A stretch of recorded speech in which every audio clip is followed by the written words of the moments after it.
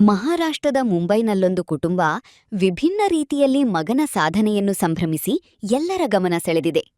ಪರೀಕ್ಷೆಯಲ್ಲಿ ಶೇಕಡ 55 ಅಂಕ ಪಡೆದ ಮಗನಿಗಾಗಿ ಪೋಷಕರು ವಿಶೇಷ ಕೇಕ್ ತಯಾರಿಸಿ ಅದರಲ್ಲಿ ಅಂಕಪಟ್ಟಿಯನ್ನೇ ಮುದ್ರಿಸಿ ಕೇಕ್ ಕತ್ತರಿಸಿ ಸಂತೋಷ ಹಂಚಿಕೊಂಡಿದ್ದಾರೆ.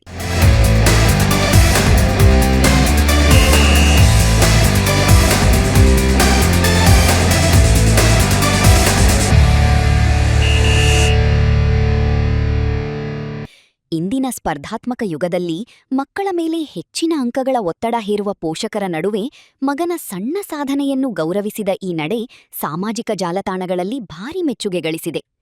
ಅಂಕಗಳಿಗಿಂತ ಮಕ್ಕಳ ಆತ್ಮವಿಶ್ವಾಸ ಮುಖ್ಯ ಎಂಬ ಸಂದೇಶವನ್ನು ಈ ಕುಟುಂಬದ ಆಚರಣೆ ಸಾರುತ್ತಿದೆ.